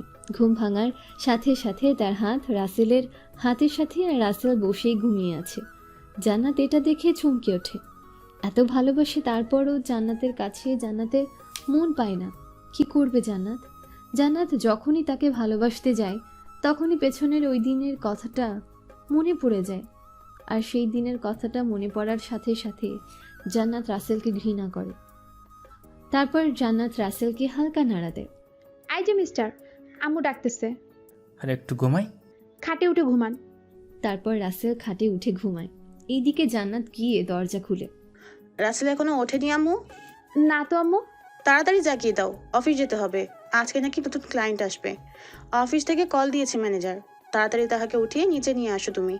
আমি তোমাদের জন্য নাস্তা বানিয়ে টেবিলে রাখছি। আচ্ছা আম্মু। তারপর জান্নাত এসে দেখে রাসেল ঘুমাচ্ছে। রাসেলকে ঘুমন্ত অবস্থায় একদম বাচ্চা বাচ্চা লাগে। এই অবস্থায় কেউ দেখলে বলবে একজন নিষ্পাপ শিশু, কিন্তু একদম বদের হাড্ডি। আর এত রাগ কোথা থেকে আসে আল্লাহ ভালো জানে। এই যে মিস্টার, অফিসে যাবেন না? রাসেল এমন সময় জান্নাতকে এক টান মেরে বুকে নিয়ে নেয়। জান্নাত অবাক হয়ে যায়। এমন পাগলামি দেখে রাসেল ঘুমের চোখে জান্নাতকে কিস করতে থাকে। কেমন যেন মাতাল হয়ে গেল। জান্নাতের নেশায় আসক্ত হয়ে যায় আসলে রাসেল। জান্নাতের চুলের বাঁধন খুলে দেয় রাসেল, আর চুল থেকে ঘ্রাণ নেয়। রাসেল নিজেও জানে না সে কি করছে, আর জান্নাতও কিছু বলছে না। রাসেলের সাথে সায় দিয়ে যাচ্ছে। রাসেল একের পর এক পাগলামি বেড়েই যাচ্ছে। জান্নাতের বুক থেকে কাপড় সরিয়ে তার বুকে কিস করতে থাকে রাসেল। কেমন জানি নেশা কাজ করছে জান্নাতের মধ্যে। হঠাৎ আম্মু আবার আসে, এসে দরজা নক করে। এমন সময় দুজনেই বাস্তব জীবনে ফিরে আসে। জান্নাত লজ্জায় ওয়াশরুমে চলে গেল। রাসেল মাথা নিচু করে আছে। কিরে, তোর অফিস থেকে একের পর এক কল দিচ্ছে, আর তুই এখনো শুয়ে আছিস? আসছি আম্মু। তারপর আম্মু চলে গেল। জান্নাত ওয়াশরুম থেকে বের হয়। এমন সময় জান্নাত বলল, লুচ্চে একটা, দরজা খোলা রেখে শুরু করে, লজ্জা শরম কিচ্ছু নাই। আম্মু কি মনে করবে এখন? আর আপনাকে বলছি না আমার কাছে স্বামীর দাবি নিয়ে আসতে না, লুচ্চে একটা। এটা বলেই চলে গেল জান্নাত নিচে। আম্মু আসার আর সময় পেল না, একটু সুযোগ পেল মাদার করার, আর আম্মুকে না দেখ। তারপর রাসেল নিচে গেল, গিয়ে দেখে জান্নাত মাথা নিচু করে বসে আছে লজ্জায়। মাথা উঁচু করে না। রাসেল টেবিলে বসে নাস্তা করে আর জান্নাতের দিকে তাকায়। জান্নাত লজ্জায় মাথা উঁচু করে না। এইদিকে রাসেল টেবিলের নিচ থেকে জান্নাতের পায়ে পা রাখে আর সরি সরি দেয়। জান্নাত মাথা উঠিয়ে রাসেলকে চোখ নাঙায়। তারপর রাসেল উঠে রুমে চলে গেল। তুমিও যাও রুমে মা, ও অফিসে যাবে, একটু রেডি করে দাও। তারপর জান্নাতও যায়। যাওয়ার ইচ্ছে না থাকাও জোর করে যেতে হয় তাকে। জান্নাত রুমে ঢুকলেই রাসেল দরজার আড়াল থেকে টেনে নেয় আর জড়িয়ে ধরে। তারপর কপালে আলতো করে কিস করে বলে, প্রতিদিন অফিসে যাওয়ার সময় একটা করে আদর করে যাবা। জান্নাত তো রাগে ফুলে লাল হয়ে গেছে। লুচ্চে বেটা একটা, সবাই নাই কিছু নাই, মন চাইছে কিস করে। আপনাকে বলছি না আমার সাথে না মিশতে। তো আমি কি অন্য কাউকে কিস করব? এটা বলার সাথে সাথেই রাসেলের ফোনে একটা কল আসে। রাসেল ফোনটা হাতে নিয়ে দেখে কালকে যেই নাম্বার থেকে কল দিয়েছে সেই নাম্বার। সাথে জান্নাতকে ছেড়ে দিয়ে মোবাইল নিয়ে রুম থেকে বের হয়ে গেল। রুম থেকে বের হয়ে কল রিসিভ করে জান্নাত দরজায় এসে সব দেখে। জান্নাতের মনে হালকা সন্দেহ জন্ম নেয়। রাসেল কল ধরতেই বলে, ভাই আমি কালকেই দেশে আসছি, আমার ছেলে আফরাম আর আমার হাজবেন্ড রকিকে নিয়ে। তোমার ছেলেও আছে? ভাইয়া, এই ছেলের জন্যই দেশ ছেড়ে আমাকে এত দূরে আসতে হয়েছে। মানে কি? সব দেশে এসে বলবো আমি। আর তোমার স্বামী রকি, সে কি আমাদের কলেজে পড়তে সে রকি নাকি? ভাইয়া। কিভাবে কি হলো? সে তো ভাইয়া সব কিছুই দেশে এসে বলবো আমি। আগামীকাল আমার ফ্লাইট। আচ্ছা, আমি এয়ারপোর্টে আমার গাড়ি পাঠিয়ে দেবো, তুমি সোজা আমার বাড়িতে চলে আসবে। আচ্ছা ভাইয়া। তারপর রাসেল অফিসে চলে গেল। অফিস শেষ করে জান্নাতের জন্য চকলেট, ফুচকো, কাচ্চি বিরিয়ানি, তারপর তাজা লাল গোলাপ নিয়ে বাসায় আসে। বাসায় এসে দেখে জান্নাত বাসায় নেই, ওয়াশরুম তারপর রান্না করে। তার আম্মু রুম কোথায় ও নেই। হঠাৎ নজর গেল বেলকনিতে, দেখলো সে বেলকনিতে দাঁড়িয়ে আছে। রাসেল পেছন থেকে হাত দিতে জান্নাত চমকে উঠল আর চোখের পানি মুছে ফেলল। জান্নাত বেলকনিতে গিয়ে ভাবতে থাকে 2 বছর আগের কথা। আর 2 বছর আগে এমন একটা ঘটনা ঘটেছে যেটা জান্নাত জীবনেও ভুলতে পারবে না। সে মনে মনে ভাবছে, এরকম একটা চরিত্রহীন ছেলের সাথে আমি কিভাবে সংসার করব, যে কিনা আমার বান্ধবী ঋতুকে। এটা বলার সাথেই রাসেল হাত দেয়। তখনই চোখের পানি মুছে স্বাভাবিক অবস্থায় রাসেলের দিকে বলে, এই অসময়ে এখানে কি করো? আমি তোমাকে পুরো বাড়ি খুঁজতে খুঁজতে পাগল হয়ে গেলাম। এই নাও, তোমার জন্য এগুলো আনছি, কে নাও, আমি একটু ফ্রেশ হয়ে আসছি। রাসেল মোবাইল তারপর সব কিছু রেখে ওয়াশরুমে যায়। জান্নাত ফুচকার প্যাকেট খোলার সময় হঠাৎ রাসেলের ফোনের দিকে নজর পড়ল যে একটা মেসেজ এসেছে। তারপর কল আসে একটা বিদেশি নাম্বার থেকে, কিন্তু নাম্বারটা সেভ করা দেখে জান্নাতের মাথায় রক্ত উঠে যায়। তবুও কলটা রিসিভ করে। তখন অপর পাশ থেকে বলে উঠল, রাত 11টায় বাংলাদেশি টাইম আমরা বিমানে উঠবো, তুমি 6টার সময় গাড়ি পাঠিয়ে দিও। আর কথা বলতে পারবো না, বাকিটা কালকে সরাসরি বলবো। তখন কল কেটে দেয় জান্নাত। জান্নাতের মাথায় আগুন জ্বলে, কারণ নাম্বারটা ছিল ঋতু নামে সেভ করা। রাসেল ওয়াশরুম থেকে বের হয়ে যখন জান্নাতের কাছেই আসলো, তখন জান্নাত বলল, এই ঋতুটা কে? এই তো, ঋতুটা হলো তোমার বান্ধবী। ওর সাথে আপনার কিসের সম্পর্ক? আর ওই বা আপনাকে কেন কল দেয়? ও, তো তোমার বান্ধবীও কল দিলে সমস্যা কোথায়? শুনুন মিস্টার রাসেল চৌধুরী, আমি কোনো বাচ্চা মেয়ে নই, আমি সব বুঝি। আমার সামনে ওর কল ধরতে সমস্যা হয়, আর ওর সাথে এত কিছু করার পরও কি আপনার ইচ্ছে শেষ হয়নি? কি বলতেছো তুমি এইসব? আমি কি করলাম ওর সাথে? কি করেন নাই? আবার মুখ খুলে বলতেছেন। আপনার জন্য ঋতুর জীবনটা নষ্ট হয়ে গেছে, আর আপনার জন্য আমার বান্ধবী আমাকে ছেড়ে চলে গেছে। আমি আপনাকে কত ভালো জানতাম, আর আপনি কিনা তার জীবনটা নষ্ট করে দিলেন। চরিত্রহীন, ক্যারেক্টার লুজ। আপনার হয়তো জন্মগত কোনো সমস্যা আছে, তাই আপনি মেয়েদের মন নিয়ে খেলা করেন। এটা বলার সাথে সাথে রাসেল জান্নাতের গালে একটা কষে চড় বসিয়ে দেয়। আমাকে নিয়ে যা বলার বলো তুমি, আমার জন্ম নিয়ে কেন বলো? আর আমি কিভাবে তোমার বান্ধবীর জীবন নষ্ট করেছি? আর আমার চরিত্র খারাপ হলে এক নারীতে আসক্ত হতাম না। হয়তো তোমার কোথাও ভুল হচ্ছে। জান্নাত রাগে রাসেলের ফোনটার এক আছাড় মেরে ভেঙে ফেলে। রুম থেকে হনহন করে তারপর বের হয়ে যায়। এদিকে বেচারা রাসেল ছাদে চলে যায়। গিয়ে বিড়ি একটা ধরিয়ে রাগ কমানোর চেষ্টা করছে, কিন্তু রাগ কমছে না, কারণ মিথ্যে অপবাদ কারোই সহ্য হয় না।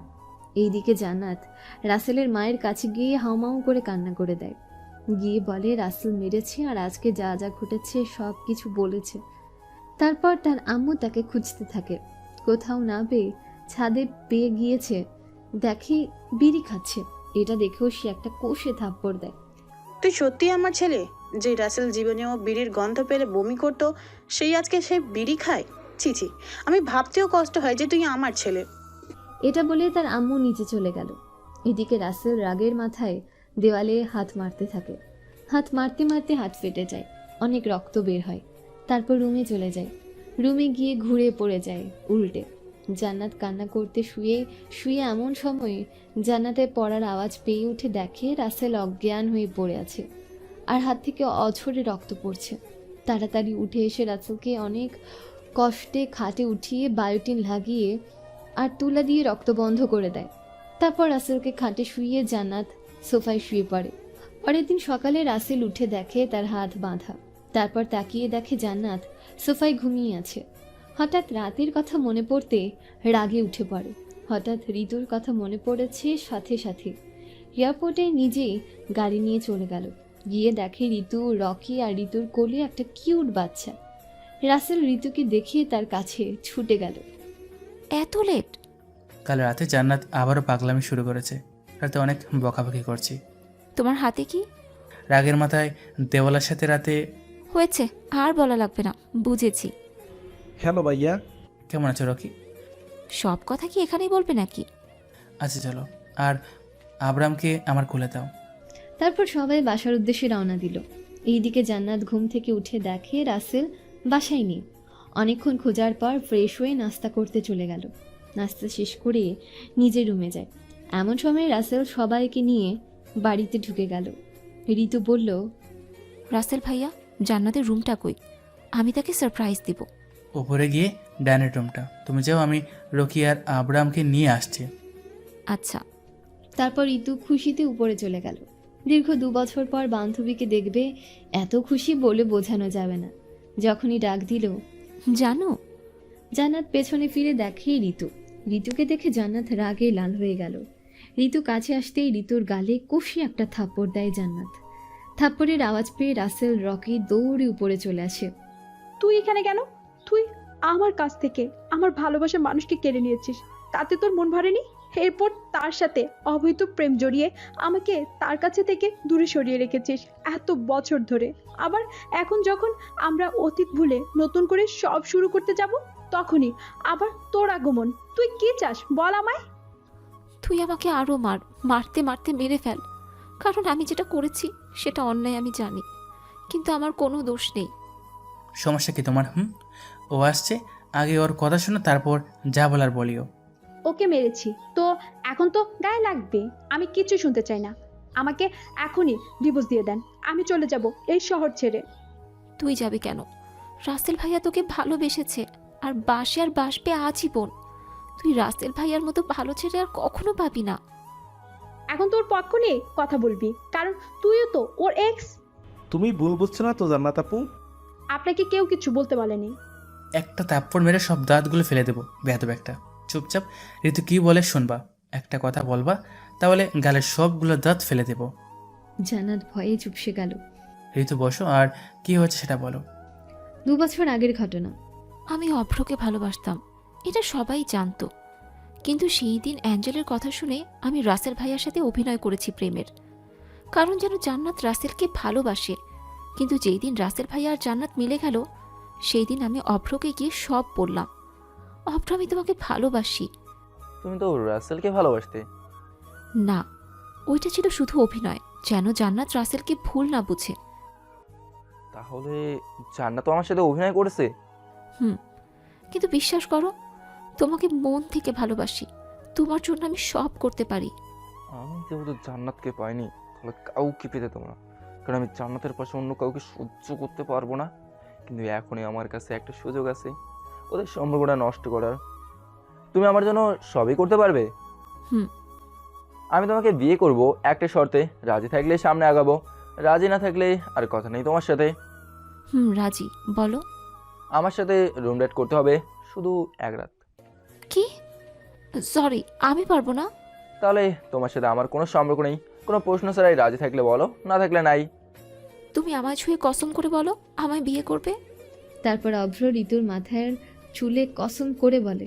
অতঃপর ঋতু রাজি হয়। এদিকে ঋতুর সাথে রাত কাটানোর সময়টা পুরোটা ভিডিও করেছে অভ্র। সেটা দিয়ে ঋতুকে ব্ল্যাকমেইল করলো যে তুমি জান্নাত আর রাসেলের মাঝে এমন প্যাচ লাগাবে যাতে তারা একে অপরের নাম শুনতেও না পারে।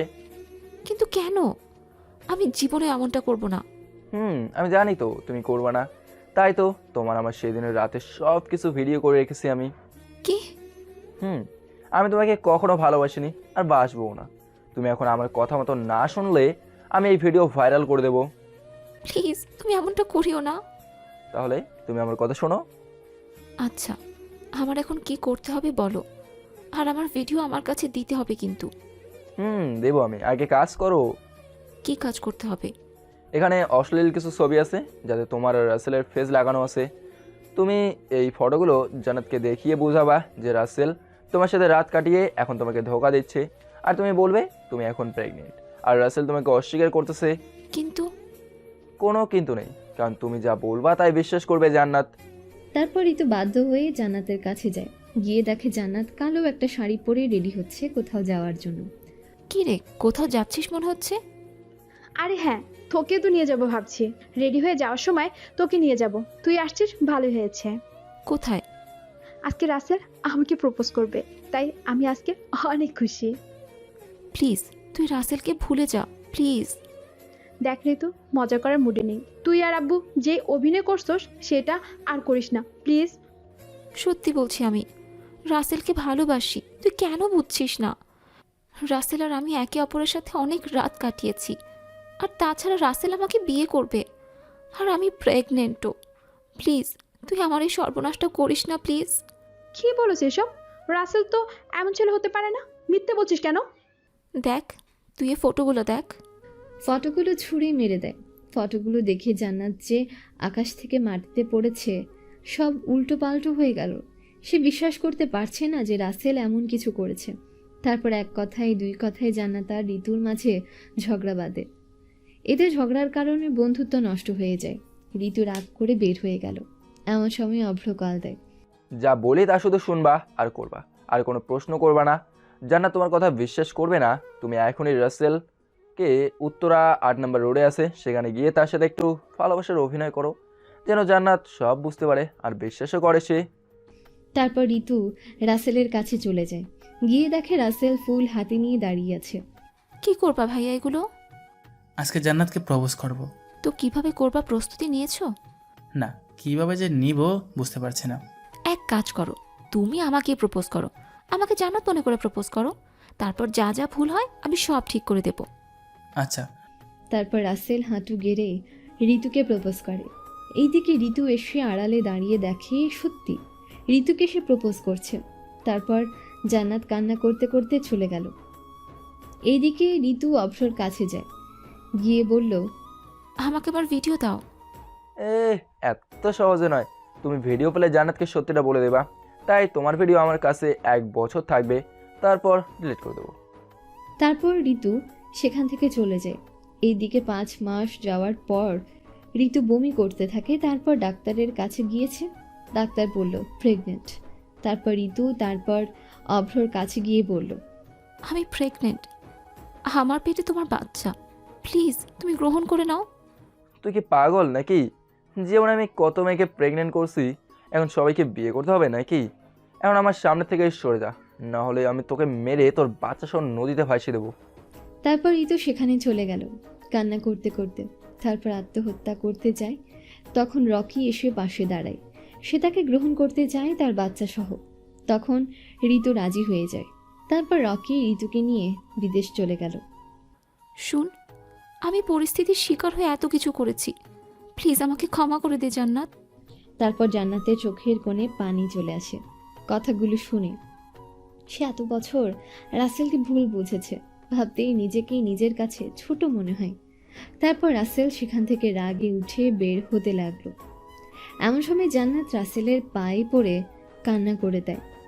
প্লিজ আমাকে ক্ষমা করে দাও, আমি না বুঝে এমন করেছি, প্লিজ ক্ষমা করে দাও।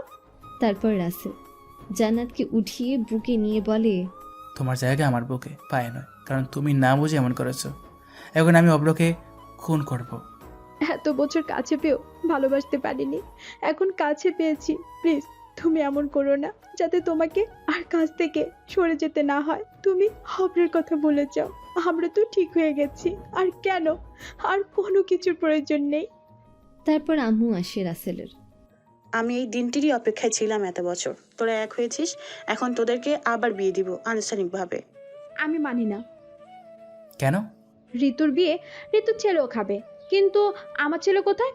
আমার ছেলে হবে, তারপর বিয়ে হবে, কারণ ঋতুর মতো আমার ছেলেও যেন বড় হয়ে বলতে পারে যে আমি আমার আম্মুর বিয়ে খেয়েছি। সবাই খিলখিল করে হেসে দেয়। রাসেল জান্নাতকে বুকে লুকিয়ে রাখে। জান্নাত লজ্জায় মাথা তুলছে না, কারণ মুখে বলে ফেলেছে হঠাৎ আসছে তাই। এভাবেই চলতে থাকুক তাদের ভালোবাসা।